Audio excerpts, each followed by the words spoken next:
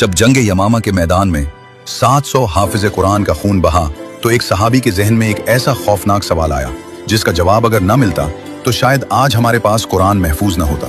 ये उस वक्त की बात है जब नबी सल्लल्लाहु अलैहि वसल्लम की वफात के सिर्फ एक साल बाद जंग यमामा में तकरीबन 1200 सहाबा किराम शहीद हुए, जिनमें से 700 के करीब हाफिज कुरान थे। ये बात समझना जरूरी है कि उस जमाने में कुरान किसी एक किताब में नहीं था, वो बिखरे हुए मवाद पर लिखा हुआ था, जैसे खजूर की शाखों पर, चमड़े के टुकड़ों पर, पत्थर की सिल्लों पर, ऊंट या बकरी की हड्डियों पर, और सबसे बढ़कर सहाबा किराम के सीनों में महफूज था। जब जंग यमामा की खबर मदीना पहुंची तो हजरत उमर फारूक रजी अल्लाह अन्हु के जहन में एक खतरनाक सवाल आया। उन्होंने सोचा कि अगर इसी तरह हर जंग में हाफिज कुरान शहीद होते रहे तो कहीं कुरान का एक बहुत बड़ा हिस्सा जाया न हो जाए और कहीं कुरान का वजूद ही खत्म न हो जाए। वो फौरन हजरत अबू बकर रजी अल्लाह अन्हु के पास गए और कहा, कुरान को एक जगह एक किताब की शक्ल में जमा कर देना चाहिए। हजरत अबू बकर रजी अल्लाह अन्हु पहले घबराए और कहा, मैं वो काम कैसे करूं जो खुद रसूलुल्लाह सल्लल्लाहु अलैहि वसल्लम ने नहीं किया।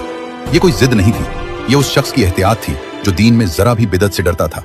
लेकिन हजरत उमर रजी अल्लाह अन्हु ने समझाया, ये बिदत नहीं बल्कि दीन की हिफाजत है, क्योंकि कुरान पहले से लिखा हुआ मौजूद है, बस उसे एक जगह इकट्ठा करना है।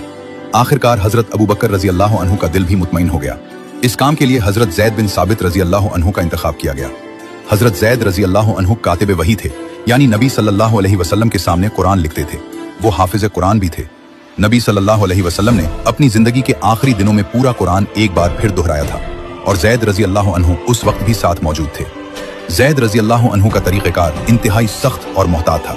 उन्होंने हर आयत के लिए 2 शर्तें लाजमी करार दी। पहली शर्त यह थी कि वो आयत नबी सल्लल्लाहु अलैहि वसल्लम के जमाने में लिखी हुई मौजूद हो, यानी कोई शख्स घर जाकर खुद से लिखकर न ले आए, बल्कि वो कागज, हड्डी या चमड़ा सामने रखो जिस पर उस वक्त लिखा गया था जब नबी सल्लल्लाहु अलैहि वसल्लम जिंदा थे। दूसरी शर्त यह थी कि कम से कम 2 सहाबा गवाही दें कि हमने ये आयत खुद अपने कानों से नबी सल्लल्लाहु अलैहि वसल्लम की ज़बान मुबारक से सुनी है। इन दोनों का एक साथ होना जरूरी था, तब जाकर वो आयत कुरान में शामिल की जाती थी।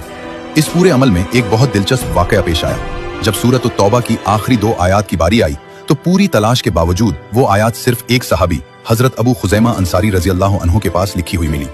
अब मसला ये था कि शर्त 2 गवाहों की थी और तहरीर भी सिर्फ एक के पास थी। लेकिन यहाँ एक खास बात याद आई। नबी करीम सल्लल्लाहु अलैहि वसल्लम ने खुद अपनी जिंदगी में हजरत अबू खुजैमा रजी अल्लाह अन्हु की गवाही को 2 आदमियों की गवाही के बराबर करार दिया था। ये एक खास एजाज था जो नबी सल्लल्लाहु अलैहि वसल्लम ने सिर्फ उन्हीं को दिया था।